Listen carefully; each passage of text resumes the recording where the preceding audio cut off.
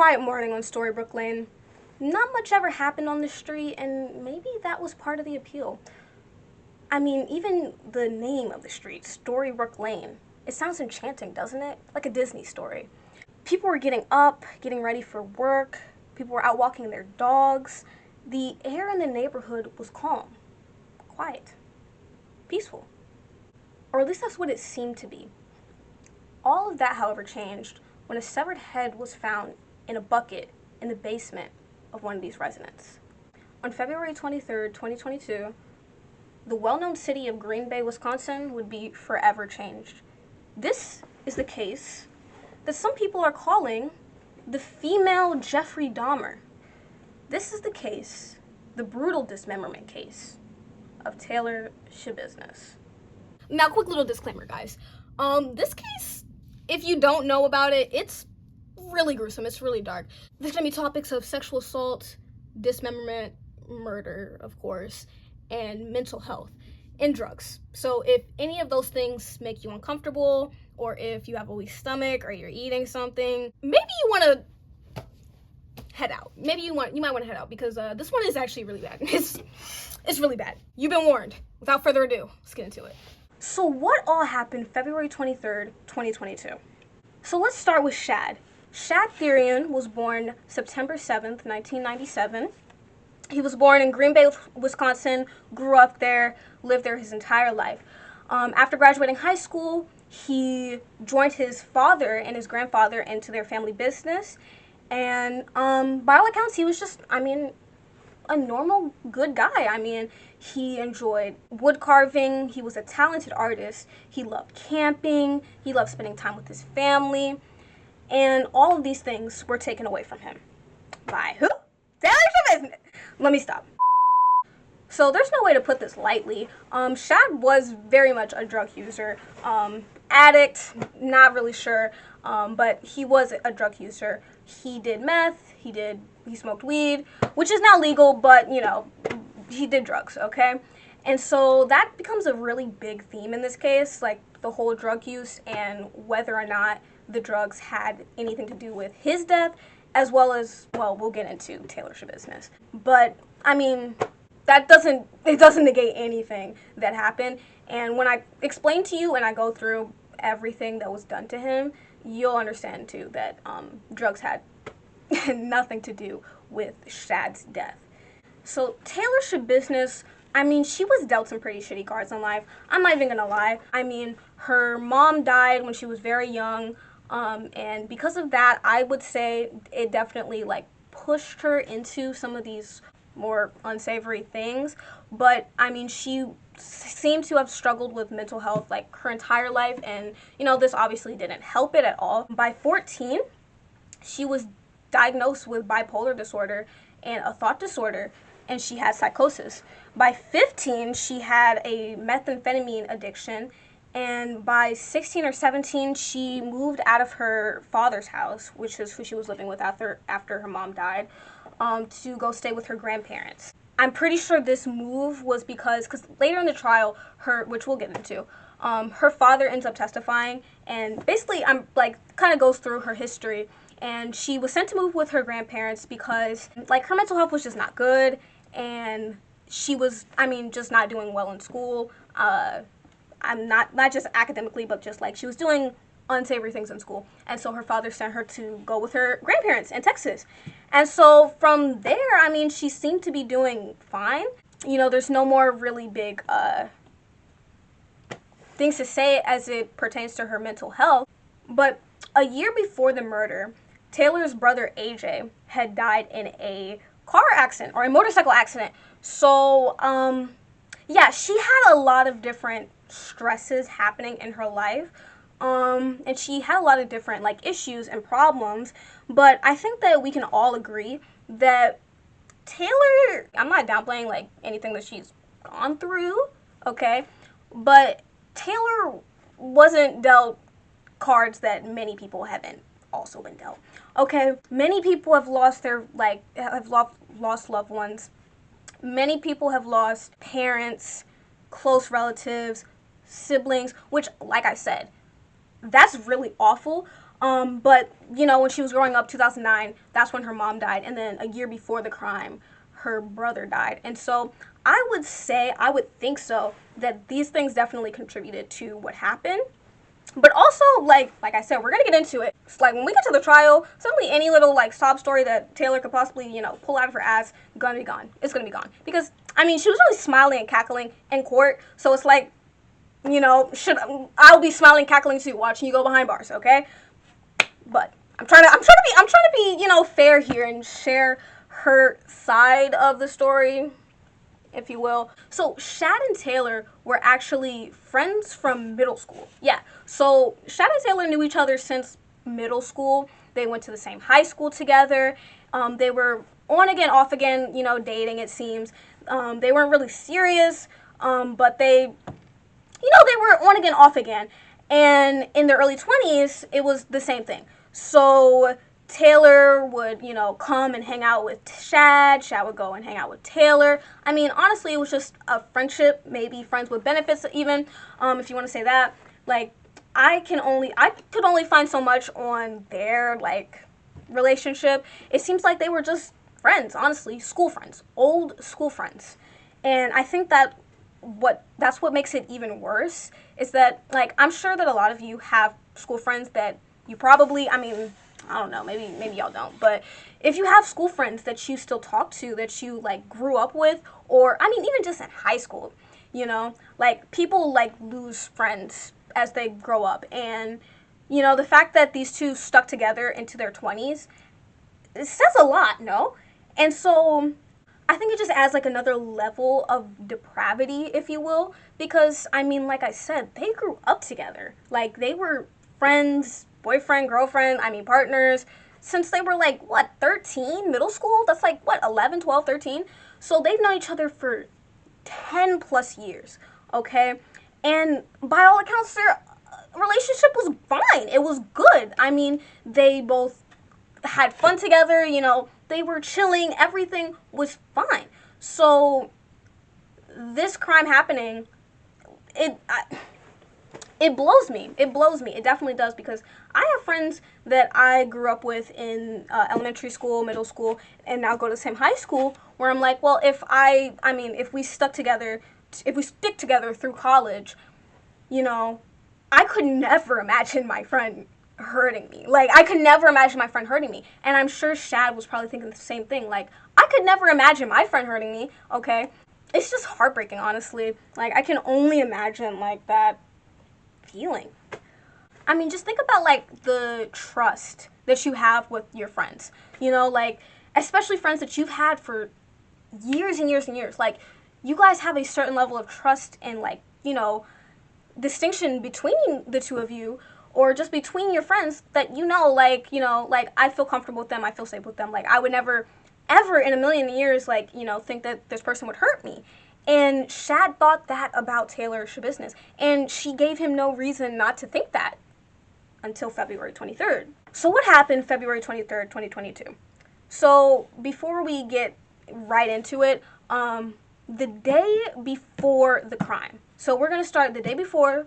We're going to go to the crime, the 911 call, and then we're going to go to the trial, because I think the trial is kind of what we're all here for, no? The trial is where, I mean, shit really just hits the fan. I mean, Jesus Christ, if y'all saw Taylor Schabuisness in 2023, if y'all were keeping up with that, like, I don't know if y'all see Inside Edition or, like, CBS or any, like, Crime Stoppers, like, bro, seeing them, like, Long Crime Network, seeing them keep up with Taylor Schabuisness in her trial, the trial is outrageous. It's outrageous. And we're gonna get to that. But we are at the night before the murder. So the night, or 2 nights though, no, 2 nights before the murder, Shad, Taylor, and their other friend, AJ, who will testify later on, got together and had just a little hangout session, it seems. They, you know, smoked meth, they, you know, played games, vibed, chilled. I mean, it was chill, like, they were chilling out. And according to AJ, the friend that was there with them, Taylor was acting completely normal. Completely normal. I mean, like, when's the last time you hung out with your friends? I know some of you sad little baby. I know some of you sad little babies are gonna be like, I don't have friends. Okay, for the people that have friends though, when's the last time you hung out with your friends? How were they acting? Were they normal? Were they acting normal? Were you even paying attention? Of course not, because that's your friend. Friends that you've had for 10 plus years. You don't think about, you know, their demeanor, especially if you're just vibing and chilling, you know. So AJ says that Taylor was acting completely normal, you know. They were like I said, the trial was freaking crazy, and AJ's testimony is also crazy. So AJ testifies that like I said, Taylor was completely fine and normal, but the way that he describes their little hangout session, which, oh my god, bro, like I said, the trial. But the way that he describes their little hangout session, and I'm just going to say word for word what he says. They were just chopping it up, you know? They were just chopping it up, you know, hanging. Pause. Out of all the words, this is a dismemberment case, by the way, guys. This is a dismemberment case, okay? You know, if you got that. Out of all the words he could have used to describe, hanging out, chilling with friends, relaxing, chopping it up, and then after he said, oh yeah, we were just chopping it up, you know, chilling out, tell me why Taylor starts laughing, he starts laughing, and they just have like a little chuckle together. And it's so disturbing because the camera cuts over to Taylor's face, and you can just see her just like absolutely like freaking cheesing about this. Like, when I got there, we were just chilling, chopping it up, like how we always do. And basically,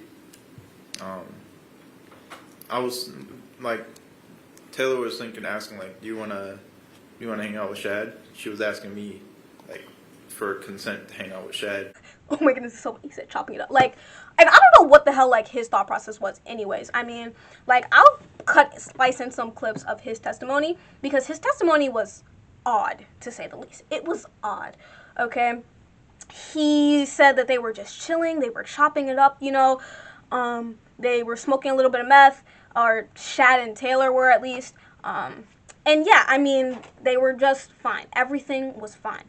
And then 2 days later, this happens. So February 23rd, 2022, this is when the crime actually takes place. So all we know is that Shad had invited Taylor to come hang out at his place, or at his parents' place, because he lives in his parents' basement. So the actual house is pretty small. So the parents live, or Shad's mom and boyfriend were upstairs asleep at the time. And then downstairs in the basement is where Shad lived, and that's where he and Taylor were hanging out. So, I mean, the night was fine, you know, like nothing out of the ordinary.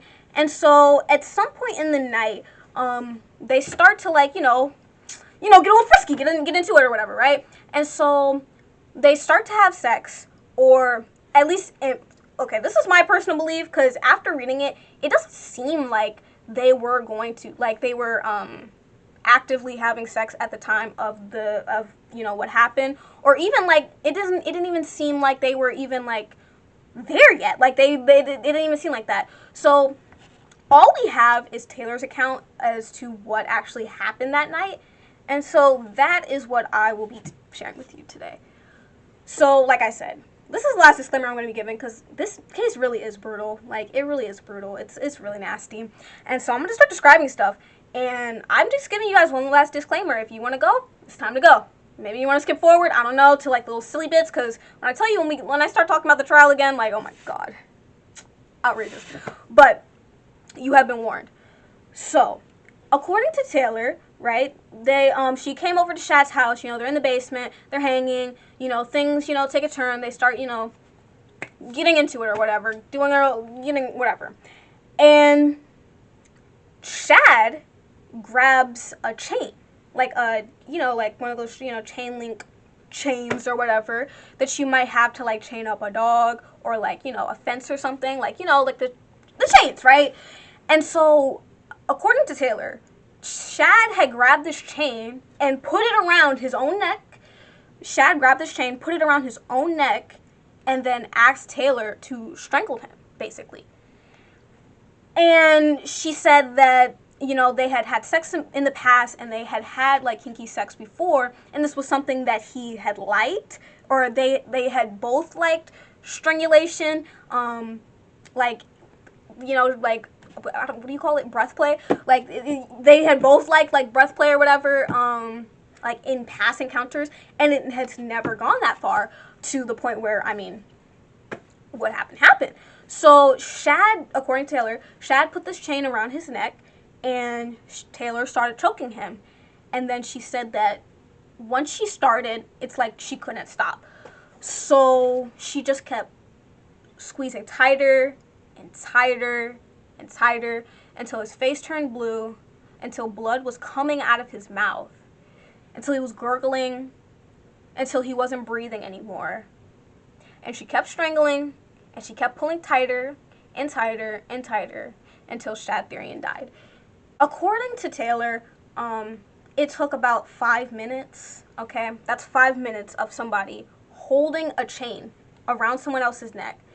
And, like, I don't know if you guys know or, like, realize this, but, like, you know, strangling somebody is not going to be an easy task, and it's certainly not going to be a quick task either, okay?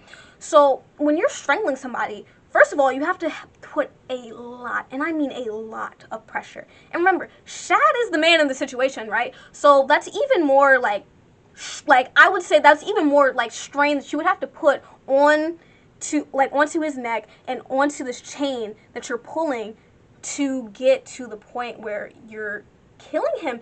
And she said that when she saw him start purple and blue, she said that she just wanted to see what would happen. Like, she couldn't stop, and that she just wanted to see what would happen. So after she murdered him, she took a sex toy and put it inside of him. She flayed the skin on his back. If you don't know what flaying is, it's when you take, like, you basically separate the skin from somebody's body without killing them. Like, it doesn't kill you immediately. It's incredibly painful. I mean, Shad was dead at this point, but, you know, still.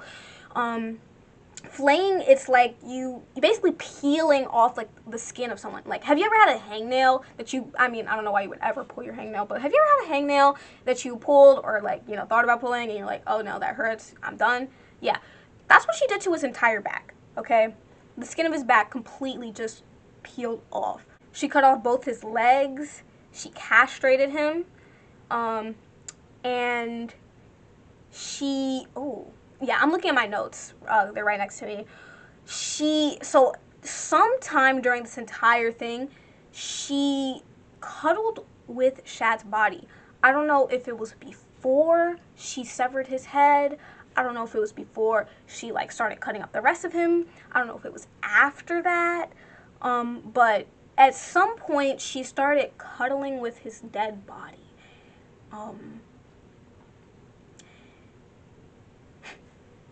Yeah. So the thing that really put this case into the spotlight, what really made this case blow up? The severed head. The decapitation, no? The fact that she cut his head off and then put it in a bucket and then covered with a towel, which there was something else in that bucket, which, like I said, was gonna. I'm trying to be careful with my language because I don't want YouTube to, like, flame me, because this case is really bad. But like I said, she castrated him, and she took those bits and put it in the bucket, and then his head on top of that, and then covered it with, like, a beach towel. After she was finished, she cleaned up the crime scene. She cleaned her hands, she cleaned the blood off, and when the investigators went into the basement after his mom had made the discovery, there was not a lot of blood actually found at the crime scene. So when the investigators went into the basement, they were really confused because, I mean, they see this head in the bucket, you know, they're wondering where the rest of Shad is, and they're also wondering, like, where all the blood is, because when somebody is dismembered, it leaves a lot of blood. And so Taylor explains this by saying that she basically drained like the blood, like as she was dismembering him, she was draining the blood in buckets and in the shower, and like dumping it down the shower drain. So that's why there wasn't a whole lot of blood found throughout the basement. So Taylor was caught, like, I want to say that, yeah, like the next day or 2 days late, not even two, yeah, no, she was arrested the next day. When the cops found her and put her in handcuffs, there was literally blood on her hands, blood on her clothes, like there was no question about it. And so, when she's arrested and they're asking her about, like, you know, what the hell happened, I mean, she's completely candid. She shows no remorse when she's talking about the crime in the body cam footage. When she's first getting arrested and first being questioned, she's smiling, you know, she's talking about it like it's a nice, fond memory. Yeah. He likes it. Alright. I was gonna walk him like a dog. And he wanted that? I have no idea. What I was gonna do it anyway. Okay. And you claim it was his idea? With the chain? Obviously not. No, it was his idea. It was all him. You're on the bed. The chain goes around his neck and you start choking him. And you just realize that he was gonna die or what? I'm just like, I think I went a little too far because I was blacking out while I was doing it, right? And then like, fuck. And then like, I look at him, I'm like, shit, he's already purple. I'm like, fuck. I'm like, I don't know if he's fucking, is he good? Is he good? But then like when I woke up, like, you know, during the blackout moment, I'm like, shit. Like he was coughing up blood. I'm like, I don't know. I just kept on going. Like, when she's telling the investigators where the other body parts are, where the rest of SHAD is, I mean, she's jovial about it. She's happy, excited even. She states later that when she was in the interrogation, that she was excited and like happy and excited to see how long it would take investigators to find the rest of the body parts. Or like, I don't even know, like some kind of sick scavenger hunt.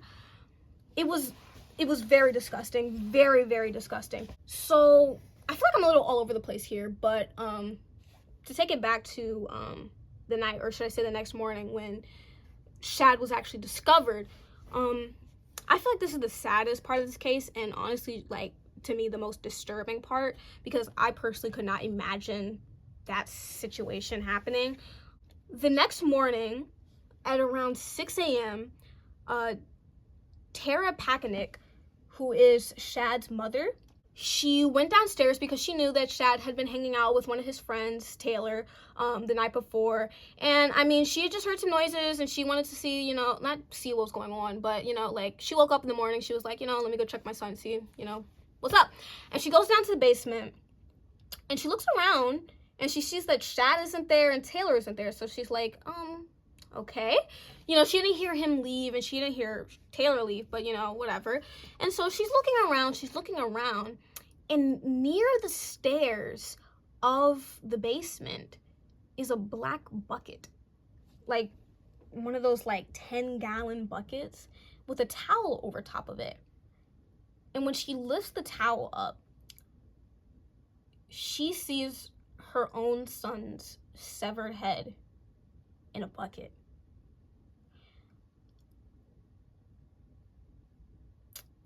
When you see her in the trial, which there's not a lot of footage of her in the trial, and we don't get to see her actual testimony or any cross-examination or anything like that, which honestly I think is probably a good thing, because I mean, can you imagine? But we do get to like see her sitting on the stand as they play the 911 call in the courtroom, and she just looks defeated, you know? I don't know how else to describe it. Like, she just looks exhausted and just, I mean, it's horrible. The fact that a mom, SHAD's mom, had to be the one to find not his body, but his head in a bucket in her own basement. She just saw him last night. He was just fine. Last night, he was okay. He was talking. He was alive. Just last night, he was hanging out with a friend in her house. Where would be safer for a kid, for your kid, than your own home? Parents, I mean, like, your home is the safest place for your kid in your, at least in your, mind, like the safest place that you would ever want your kid to be is at home. The safest place that you would think your kid could possibly be is at home. Hanging out with a friend, no less. A friend that they've known for more than 10 years, since middle school. He was just fine. And now, the next morning, she's seeing his severed head in a bucket. A bucket. Her own child's head in a bucket. So she goes to her boyfriend, Steve Hendricks, and she tells him, like, what she just saw. And she's obviously freaking the fuck out because, of course, I would be too. Imagine.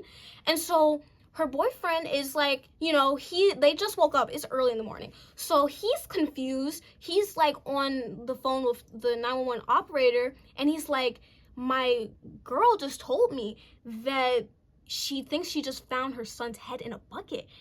And the 911 operator is like confused, just as confused, because it's like, this is so outlandish. Like, this is Green Bay, Wisconsin. What the hell happens in Green Bay, Wisconsin, other than the freaking Green Bay Packers? Like, what's going on in Wisconsin? What is actually, like, the cheese? Nothing's happening in Wisconsin, okay? So the 911 dispatcher and Steve Hendricks, they're both like, kind of like, in the 911 call, they sound kind of like hesitant about, like, believing it, but also, like, Steve seems like, no, you guys need to come check this out. Like, I don't, like, my girlfriend isn't lying. I don't think she's lying. I looked in the bucket, and it seems like something's in there, but I'm not gonna go digging around in it, obviously.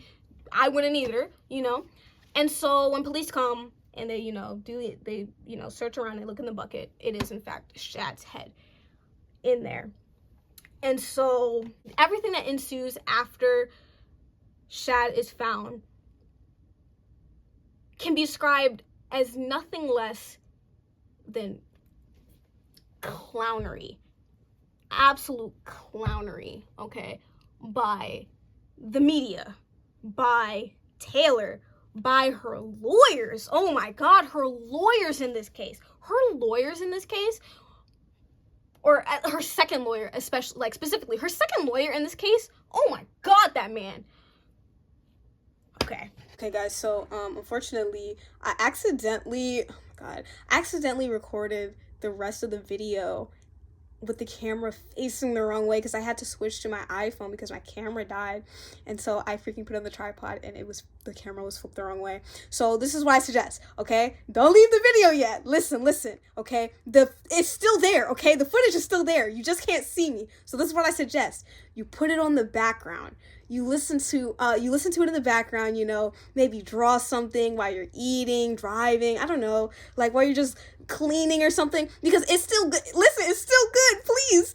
It's just like, you should just treat it like a podcast, the second half, because I goofed real bad. But listen, the next case I do, Gypsy Rose, I'm doing Gypsy Rose, please, guys, listen. The next case I do, I'll have it together, okay? Thank you for watching. I love you guys. The trial. So, like I said, the trial really is the circus. The absolute just, oh my God, this trial is just insane. Okay? This should be a shut and done case, no? But of course it never is. So, why was the trial so crazy? So, the prosecution's opening statement, it was honestly just humanizing Shad, and more so dispelling the defense's whole argument. So the prosecution, their job is basically to prove without a shadow of a doubt that the person sitting in that chair is guilty, right? And so to do this, they had to, break apart the defense's little strategy or whatever. So the defense's strategy, surprise, surprise, was to claim insanity. I don't know why, of course. What else are they going to claim? They can't claim that she didn't do it. His blood is literally on her hands, okay? His freaking body parts, his legs were literally found inside of her roommate's van that she had borrowed the night before to go to Shad's house. Like, it's not, we know that she did it, okay? This isn't a whodunit case, right? To me, it just seems like everybody pleads insanity no matter what the freaking crime is, okay? Like, if somebody commits even the most, like, whatever crime, it seems like everybody nowadays just pleads insanity, and I'm like, do you guys not realize that you're still gonna go to, like, you're gonna go to a mental hospital, but it's not gonna be a nice, cushy mental hospital. You're gonna go to a hospital for the criminally insane where there are actually people that are criminally insane, and if you're not one of them, you know, like, you're not, it's gonna be bad. It's gonna be bad. It's not a good, like, mental hospitals, and certainly not a mental hospital that you're being sent to because you committed a crime. It's not gonna be nice. It's not gonna be nice. So I don't know why everyone, like, everybody seems to claim insanity the second that, you know, they get arrested, and, like, you know, people start asking them, like, why the fuck did you do this? But yeah, so the defense decided that they were going to claim insanity. And so the prosecution's whole job was basically to prove that Taylor was mentally competent enough to stand trial, because that was also another one of the things that they were trying to do. Say that, you know, Taylor was unfit for trial, that she couldn't stand trial, and that they needed to either postpone or just, you know, let her, you know, get off with insanity or whatever. Her first lawyer, Quinn Jolly, he basically, like, I mean, personally, in my opinion, looking at, you know, looking through the trial and watching, you know, like, a couple hours of it, and watching him damn near fumble through every single cross-examination, every single direct examination, every single statement. I mean, my man was practically tripping over himself, because, I mean, what is he arguing? He's arguing that his client is insane, that his client can't, like, is not mentally fit for this trial. And even after she was, you know, deemed fit to stand trial, during the trial, I mean, the whole point is to say that Taylor was not in the right state of mind during this attack or during the murder, and that she is not to blame for her actions because she wasn't there. So his whole angle is that due to a mix of drugs and mental health problems, Taylor was unable to, like, be mentally cognizant enough to, stop strangling him at the 1 minute mark, 2 minute mark, 3 minute mark, 4 minute mark, 5 minutes. I know 5 minutes doesn't sound like a lot of time to you, but listen, guys, like, can you just, like, sit and stare at a wall for 5 minutes, and then you'll see how long it freaking is. Like, 5 minutes is a long freaking time to be strangling somebody, to be putting that intense amount of pressure onto somebody as they're fighting you, trying to get you to stop freaking, like, trying to keep themselves alive. 5 minutes of killing someone by strangulation, that is a choice. That is a choice. Every second that you're pulling tighter and tighter on that chain, that was a choice. And so his whole argument is that she wasn't aware of what she was doing. She was drugged out of her mind, and, you know, she has, like, this history of mental illness, and, you know, like, because of all of these factors and all of these things, she is not to blame for what happened, or at the very least, she shouldn't be sent to jail for what happened. She should be sent to a mental hospital. And the prosecution basically completely dispelled this, because number one, at least from the sources that I've read, I don't know, like you guys can correct me in the comments if there's anything that I'm missing here, but from what I've seen, it seems like they weren't even doing drugs when they were, like, inside of the basement at that time. Like, they weren't, like, actively, you know, getting high. It didn't seem like the way that Taylor had described their entire interaction was, like, they went downstairs, chilled for a sec, and then starting having sex, but not really, because then she started strangling him. You know, like, it didn't seem like they were they didn't describe that she and Shad were smoking or doing anything like that during it. They could have been. Weed and methamphetamine was found in Shad's system during the autopsy, but weeds can stay in your system for, like, days, and meth probably even longer, you know. So, I mean, we don't really know if they were, you know, getting high that night, but that's, you know, what Quinn Jolly, or the defense, was saying. And so, the entire trial, I feel as though Taylor was heavily playing into this mentally insane role. So when we see her interrogation footage, she's calm. I mean, she she's out of her mind, obviously. Like, she's sitting here smiling and chatting about a murder and dismemberment that she just committed. Blood is still in her hands, and she's just chatting about it like it's, you know, another Tuesday or whatever. But during the trial, she is smirking at, like, the cameras. She's smiling at the jury. She's, like, looking around, making faces, you know, like, at one point, like, when they were describing, like, Shad's injuries and, like, all of the different, I mean, like, there were a lot more injuries than what I described, but, you know, I'm not gonna sit here and go through every single, you know, bruise and everything that happened. But the prosecution's witness, or not witness, but, you know, like, the person, their little expert or whatever that, you know, goes over and says, you know, basically, like, lists the injuries and says how severe they are. While the doctor was going over Shad's injuries, Taylor was straight, like, just, like, straight laughing, bro. Laughing her ass off. Absolutely laughing her ass off. She was, like, covering her face with, like, her cup or whatever, covering her, like, just doing the most, right? But then the night after, or the day after the murder, when she's sitting in the interrogation room and they're asking her about it, I mean, she's just chilling. She's talking about it, and she seems, like, you know, happy about it, but not, like, you know, there's a difference.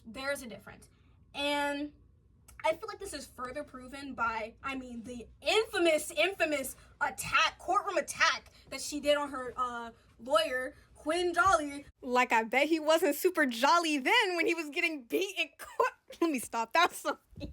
But please.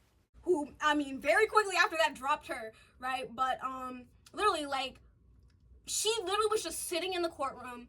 It was sentencing, okay? The trial is over. It's done. We're done, okay? And it's literally sentencing. And then out of nowhere, I mean, her defense attorney wasn't even talking. It was really the judge speaking to her and telling her basically, like, what's going on, and, like, basically about to, like, read her sentence. Out of nowhere, she jumps up and starts, like, trying to beat on this man, okay? And the judge was basically looking at a future date. And then all of a sudden, that's when she got up and attacked her attorney. Video shows Schabuisness sitting with her hands in her lap before abruptly standing up and attacking her attorney. After that, a Brown County Sheriff's deputy breaks up the fight and works to restrain her. He continues to wrestle Schabuisness to the ground before the courtroom is evacuated.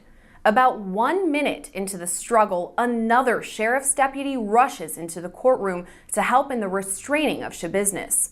A third sheriff's deputy rushes in seconds later as additional backup. Out of freaking nowhere, okay? And when the bailiffs finally have her pinned down or whatever, she's just kind of back to normal. Like, I don't know, I just kind of blacked out there for a second. I don't know. Like, you just did it. What do you mean you don't know? Okay? She's like, I don't know. I just blacked out. I don't know. And I just think that Taylor is dead ass just playing into this. Like, she is wholeheartedly playing into this whole, like, mental illness, like, I'm mentally ill role. I'm guessing she thinks that it'll help her case. It'll get her off easier, something like that. Because, like I said, in the body cam footage when they first, like, arrested her, she's fine. She's able to talk with investigators or law enforcement. She's able to hold a conversation. I'm not saying that she looks normal, obviously not, but she doesn't look like crazy. Like, she doesn't look like freaking, like, you know, like wigging out, right? Like, she doesn't look like she's wigging out in the interrogation, in the body cam footage. But then when it comes to the trial, months after everything that's happened, suddenly she's smiling in court. She's smiling when they're describing, she's laughing when they're describing what she did to Shad. She's freaking, I don't even know, like, cracking like, I don't know what the hell she was doing. Oh, the entire trial, though, she is just as happy as can be, just floating about through the trial. And then she attacks her attorney after the trial is over, during the sentencing hearing. Right before she's read her sentence, she attacks her attorney out of nowhere and then claims that she blacked out. Yeah, I don't believe it. I think that Taylor is BSing us all super hard, and that I think she obviously is mentally ill. I mean, no mentally fine person can do something like that and not be mentally ill. But Taylor was not, like, I do not think that Taylor just, like, suddenly, like, had a break from reality. I think that's what they were trying to say in the defense. Like, she had a break from reality and she just wasn't there. And that, like, in her, like, behavior in court is, like, further proof of that. I do not believe that because, like I said, directly the day after, I don't even think, yeah, it was probably not even the day after, but probably the same day, like, after the 911 call, when Taylor was arrested, she was able to hold a conversation. She was fine. She was fine, okay? And during the interrogation, all of her interrogations that I've watched, she's fine. So I think that she was honestly just putting up a performance for the jury and for the judge. And literally, after she attacked her attorney in court, the defense, like, filed for a mistrial because they were like, oh, you know, is it really right if a judge who saw, like, our client, you know, attack their lawyer in court, like, is that really, can that judge really give out a fair sentence and da-da-da?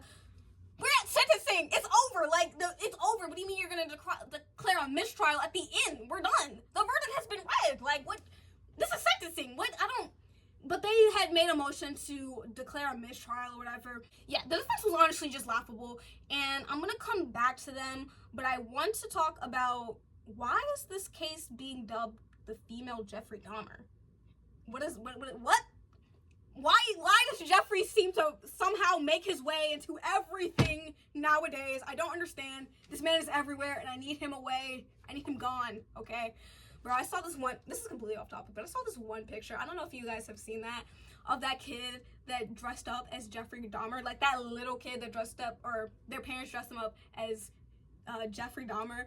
And, like, they posted and they were like, oh my gosh, tee.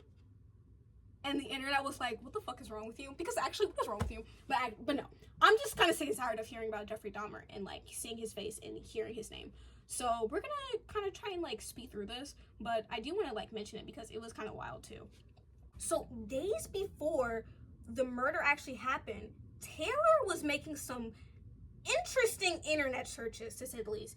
I feel like in true crime, internet searches yield so much information about a suspect and, like, who they are and, like, what if they did or not. I mean, I feel like internet searches really give away, like, damn near everything about a person, and certainly they give a lot away about Taylor.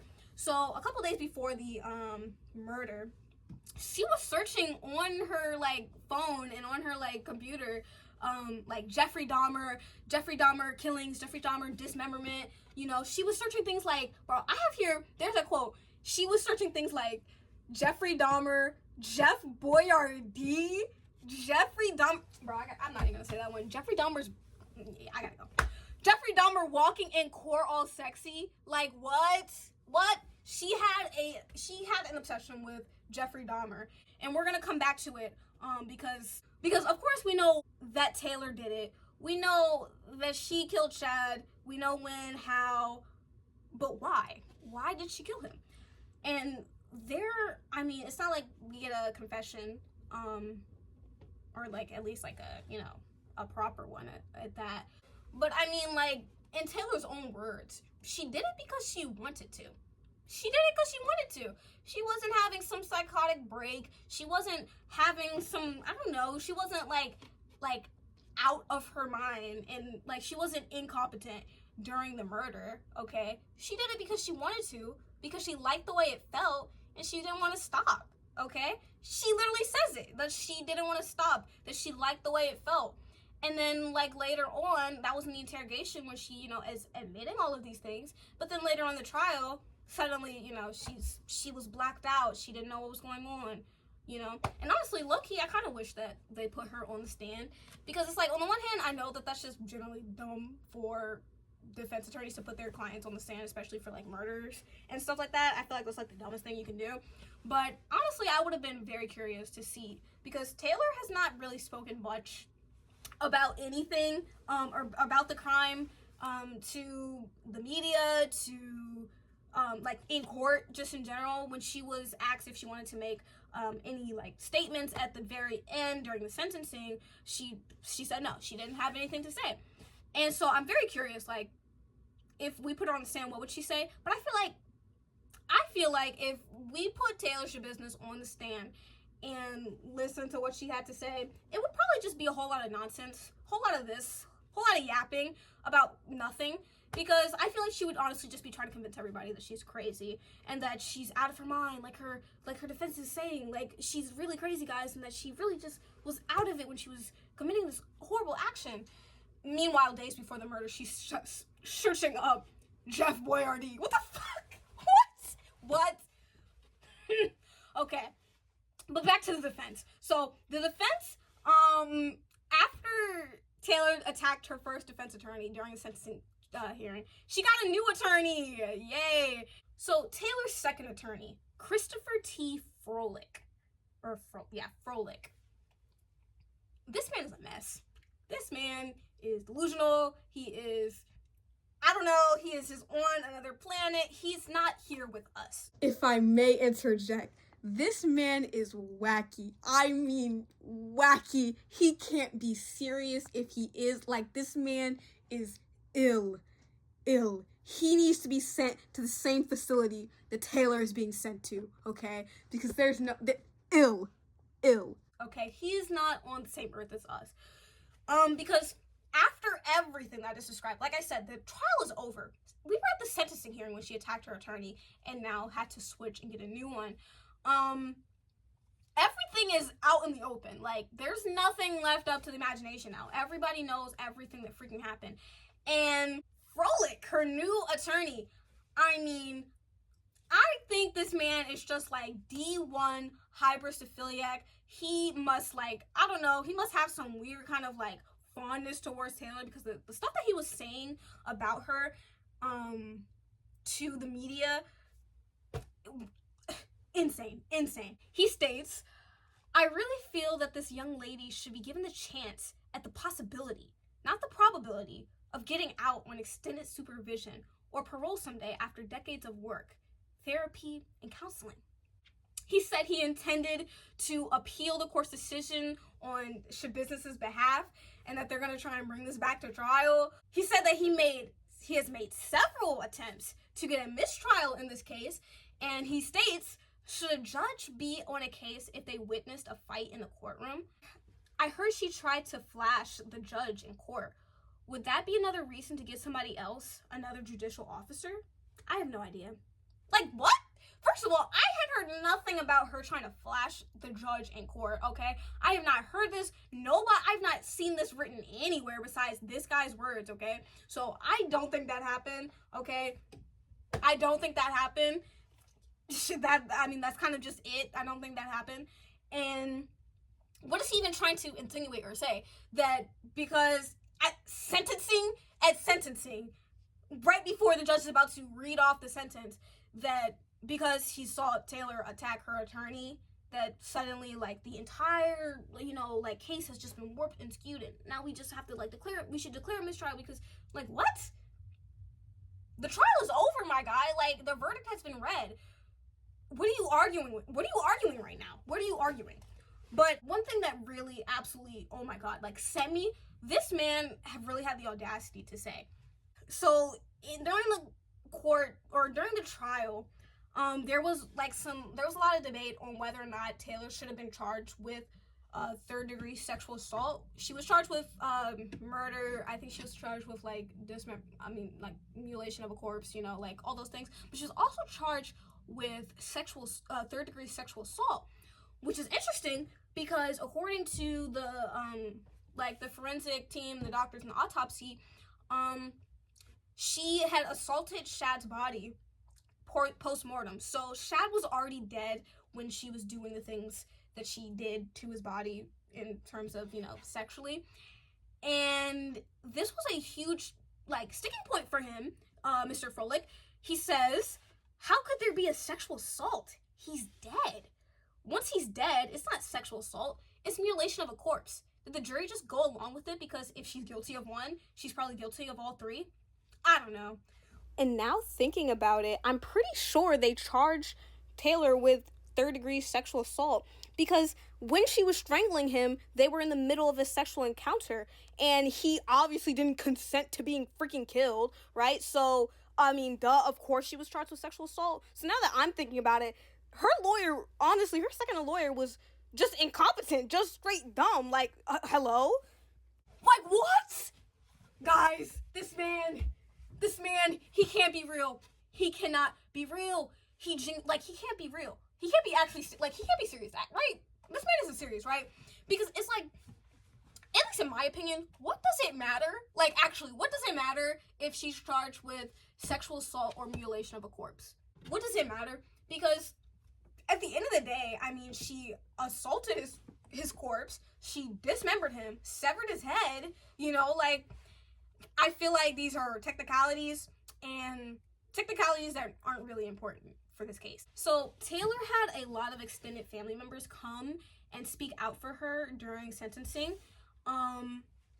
Like I said, her mom is dead and her brother is dead, so her immediate family is dead, and then her father, who was also in the trial, who also has some interesting things to say, is in jail.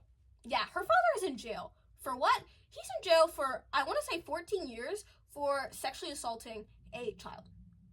Yeah, he raped a child. And he's in jail for it. And when he was testifying in court on Taylor's behalf, he was literally brought in an orange jumpsuit and chains. Like father, like daughter, I guess. And when he was on the stand, oh my God, this man was pissing me off. Guys, I feel like I'm just ranting at this point, but this man was pissing me off so much during the trial because, I mean, he was just straight shit-talking Shad. He was saying, oh, like, he got my daughter into these bad things. He got my daughter into drugs. It's his fault. Like, he was a fucking loser, da-da-da-da. Yeah, he literally said that. Look, he's a loser? Shad, the victim, is a loser. Meanwhile, you, in your orange jumpsuit and chains, sitting here testifying at your own daughter's court murder trial, okay? And he's the loser. The man behind balls for essaying a literal child. But Shad's the loser. Definitely. And literally, when her father had came and started testifying, I mean, like I said, Taylor is just like giggling and like happy-go-lucky the entire freaking time. Even when he's describing the fact, like, when her mom died, like, she's still just, smiling, chilling, fine, whatever, right? So Taylor, obviously, her family is just, I don't know, like, her brother's dead, her mom's dead, and her dad is a pedophile. Like, and now she's a murderer. Like, okay. Like, it seems like, I don't know, man. I don't know. Make of it what you will. But a lot of her extended family ended up coming and speaking on her behalf. And basically, asking the judge, not for leniency, but to consider giving her the chance or the possibility of parole in the future because unfortunately this was not a death trial. Hey, listen, I'm gonna be honest, I am one for the death penalty when I think it's necessary, and this case is really brutal. Like, I feel like I kind of glazed over some of it, but it was really freaking brutal. And when I was going through and doing my research, I was very, very much trying to avoid seeing any pictures of, like, the crime scene and of the body. And oh my God, bro, I saw some stuff and it's bad. It's really bad. It's really bad and it's really gross. But her family was coming and, trying to advocate on her behalf because even with everything else, her extended family was pretty, active within the whole trial in terms of, like, they were advocating for her and they seem to really care about her. I mean, she has an extended family, a family that does care about her and does want to see the best for her. And so they came and they spoke during sentencing. And her attorney, because we are still talking about her freaking attorney. Her attorney, what does he say? He's like, it just shows that Taylor had family members that really cared for her and had relationships with her. She's not a throwaway. She's not a waste. We should give her a chance. That's what I'm trying to do. Like, this man has such a savior complex. Do you think that you're just gonna, like, come in, swoop in, and save this broken little birdie and just make her all better again? Like, what? There's no way this man can actually believe this. But the fact that he's out here making all of these different statements about it, hello? Like, I'm like looking through my notes and I'm just looking at all these freaking quotes that he's freaking said. Like, literally, bro, he said that he had some photos that he wanted to submit into like evidence or whatever of like her as a kid. And he's like, oh my god, this man, he says, you can see what kind of person she was as a little kid. A teeny bopper, a young lady kissing her baby, holding her brother as a kid. She asked, can you flip this one? Can you flip that one? It was a happy day for her. I told her I was happy to see her smiling because she deserves to be happy. Taylor Schabuisness deserves to be happy. I'll let that one sit. Okay? This man was honestly just off his rockers. I don't know what he was talking about, what he was on about. Like, I don't know, guys. I genuinely don't know. Like I said, the trial just was, I mean, Jesus Christ, bro. Like, every single person sees that testified on Taylor's behalf or, like, spoke on Taylor's behalf just seemed to be just space cadet. Like, I don't even know how to describe them. They just are weird, bro. Weird. Her second defense attorney, weird. AJ, Shad and Taylor's friend, the one that had been with them 2 days prior to the murder, weird. Okay, his testimony, weird. You know, like, everybody that is connected to Taylor besides her extended family seems to be just weird. Her father, a pedophile, a convicted pedophile. Okay, so it's like, bro. So the jury deliberated for less than an hour and convicted Taylor of murder in July of 2022, and that was it. Like I said, like, there was no question whether or not she did it. The only question was she mentally stable, or I don't even know how to say it, but like, was she mentally aware of what she was doing? And I mean, to me, clearly, I feel like she was. I feel like she's just a manipulator. I feel like she's just a psychopath that just decided that she wanted to kill, and so she did. And so that was it. I don't believe that Taylor was out of her mind during the murder. These are just my personal beliefs. I don't think The last thing I want to talk about are the victim impact statements, and then we're going to go through like maybe one or two theories, because there are like some speculations going on about certain things in the trial in this case. But the victim impact statements, so Michael THYRION, Shad's father, he was, I mean, I can only imagine the pain that their family is going through. And like, as a father, I mean, his statement to the judge, I mean, I personally could not imagine ever making a statement like that in my life. But he states, everybody makes bad choices, and I think there's a lot of hope for you. I don't think you have a bad heart. I wish you no harm. I mean, that takes some, like, a different level of strength that I don't have. Like, that takes something else. That takes something else to be able to look at your son's killer and have empathy for her. I mean, like I said, Shad and Taylor knew each other since middle school, and they were on again, off again dating. So Shad's parents probably knew who Taylor was, and probably have known who Taylor was for a very long time. So, I mean, this is just wow to me. That really just wow.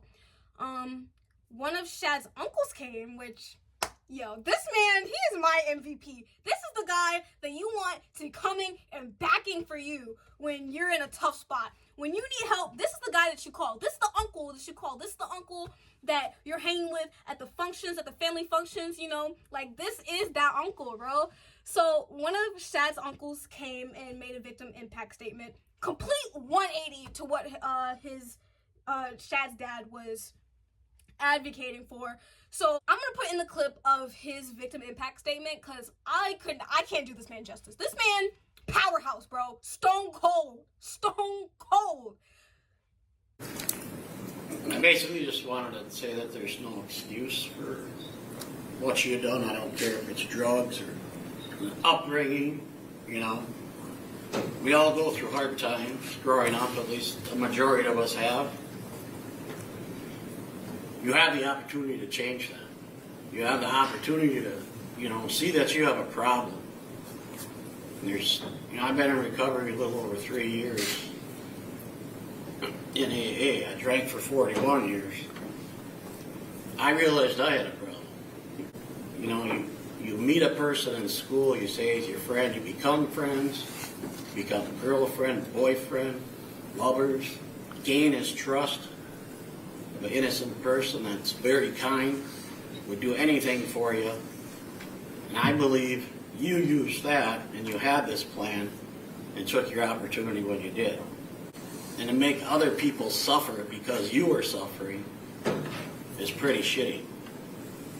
So that name Taylor Schabuisness fits you well. And I'm not a praying man, but after Judge Walsh's sentences today, I will pray that you meet the same fate as your idealistic Jeffrey Dahmer. So have a good life, Schabuisness.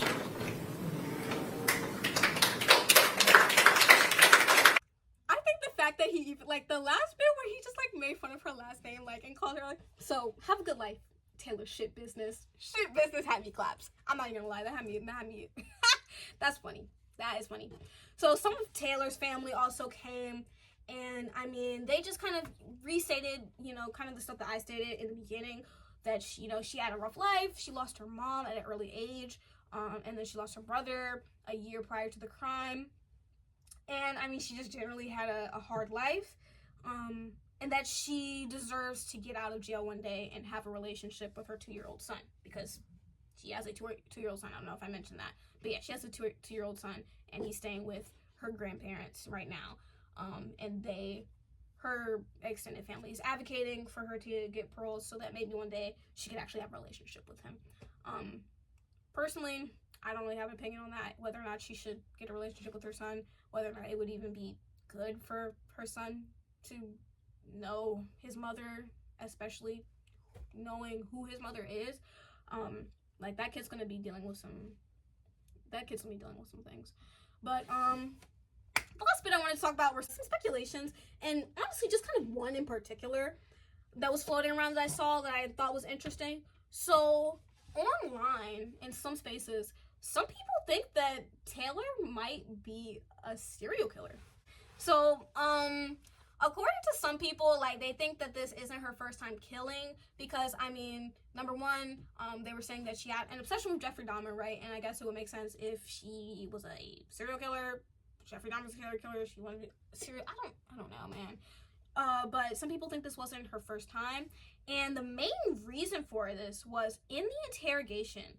At, like, I want to say, like, the first interrogation where she's in that yellow jumpsuit, if you want to go look for it, it was like 53, 54 minutes in or something, where she basically said, like, she's basically, like, describing, like, kind of what happened and why it happened. And she was saying things like, this one was different. This one was weird. You said that when you were choking, you started coughing up blood. Oh yeah. But like, damn. And you just decided that. I like to see what happens. So you just kept going harder. Okay. I So you want to see what happened when he died? I just watched it. Yeah. Okay. Well, this one was different. This one was common. Blood. And so people were kind of taking her saying, like, this one was different and, like, it was weird, as in, like, this one was different, like, this killing was different, like, so maybe she has other victims, and then this one just didn't go the way that she thought it would. That's kind of what some people are thinking. People are also saying that the brutality of this crime, like I said, it cannot be understated enough, that this crime was brutal. It was brutal. And so some people are saying that just like the brutality of the crime leads them to believe that this isn't her first time doing it, because they just don't believe that somebody can just go from being a completely normal, law-abiding individual, well, law-abiding, she was doing drugs, but, like, not killing anybody, to murdering, dismembering, and decapitating a childhood best friend / boyfriend. So some people are saying that maybe, like, because of that maybe this is, like, another, sign that she maybe killed other people before. I don't know. They also pointed out that there was, like I said, there was very little blood found around the basement, which is very strange because, as I described earlier, I mean, she brutalized this man. I mean, she cut off his legs, she flayed his skin, she cut off his head, she cut off his genitals. She sliced into him. You know, there was a lot of, I did not go through like all the different like incisions and cuts made, but she had like removed his organs, and there was a lot. And there was not a lot of blood found in the basement.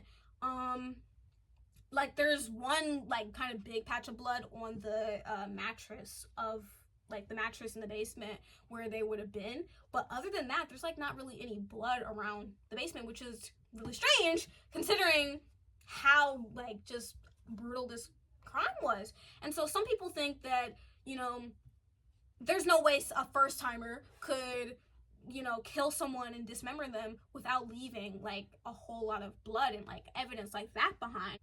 But I mean, Taylor just said that she, you know, drained the blood into a bucket and put it in the shower. There's a shower in the basement, and just put it in the shower. Like she just drained the blood in the shower.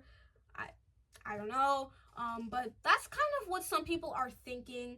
I personally don't believe this theory because when she said that this one was different and that this one was weird, I personally feel like she was describing like the actual like sexual encounter, like this time when they were, you know, like, you know, choking each other out or whatever, like doing that. It was different and that it felt different for her and that she couldn't stop this time. I feel like that's what she was describing, but people were taking it as like, oh, she has more victims, or because of, you know, the internet searches, plus the, you know, the kind of weird interrogation statements, plus the fact that there was not a lot of blood found in the actual like crime scene. There wasn't a whole lot of blood found around, that this wasn't her first time.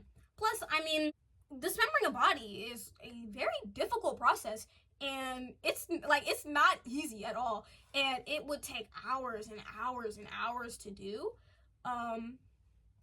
And plus, like, she only was using like kitchen knives to dismember him. So some other people were saying, you know, like, dismembering someone is a very difficult thing to do, and to just do it with kitchen knives, the fact that she was even just able to dismember him, because there's plenty of cases where people like try and dismember a body and then realize it's too hard and they can't do it, whereas she was just kind of able to do it. So some people think that might also be a sign that this isn't her first time.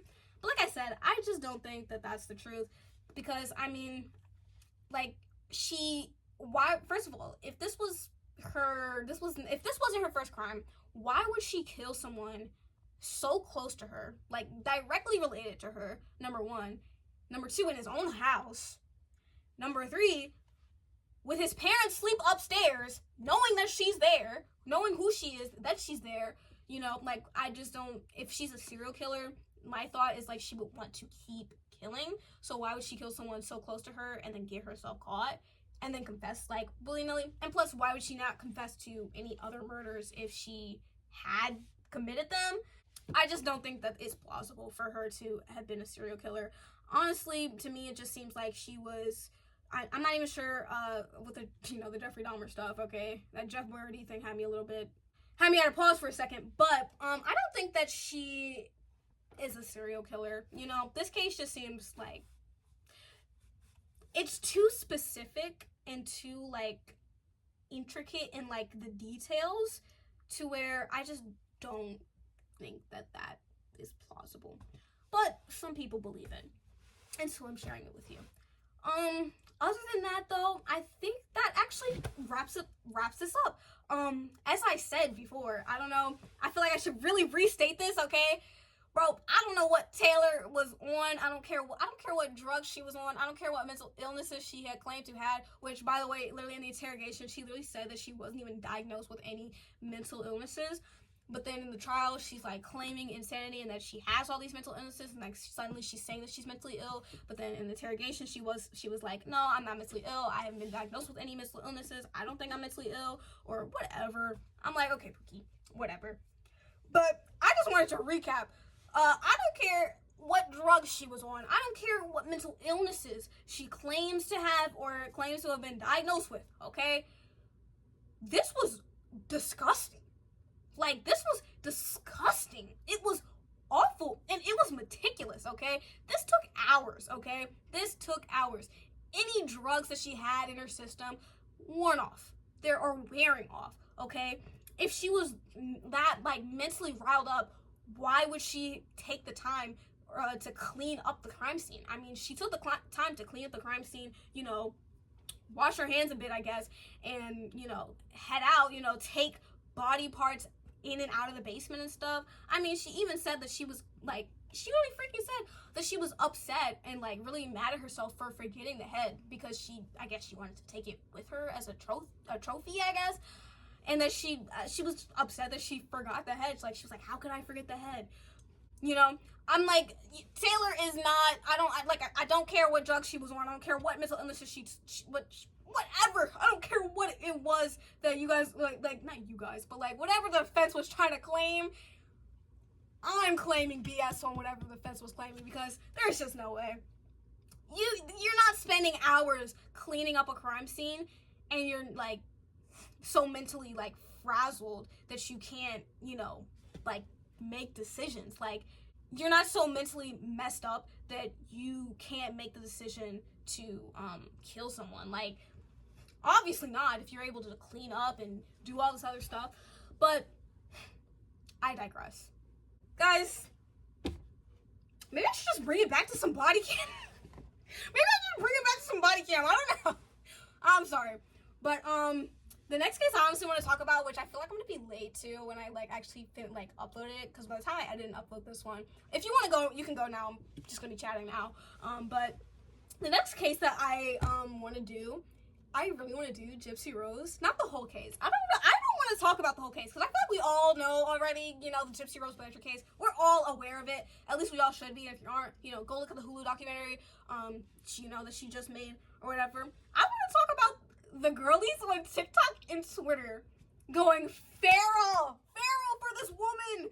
I swear, like, oh my goodness, the kids are going absolutely feral for this woman. It is so funny and unserious, but also weird. Like, it kind of creepy. It's a lot, and I honestly really want to talk about it, but I feel like by the time this video comes out, and then by the time I'm actually able to upload that video, I'm gonna be late. I'm still gonna do it, but I'm gonna be late. I'm like, damn, I want to ride that wave too with everybody else, but you know, I'm just like, I'm a little slow. But I hope you guys enjoyed this one. Hope you got something out of it. I don't really know what there is to get out of it. Don't trust your friends. I don't know. Don't do drugs. Yeah, I think that's it. Wait, stay safe, guys. Actually, like, stay safe. Okay? Drink some water. Take a breath. Woosah. It's a lot. Okay, I'm done. Swak up. Out.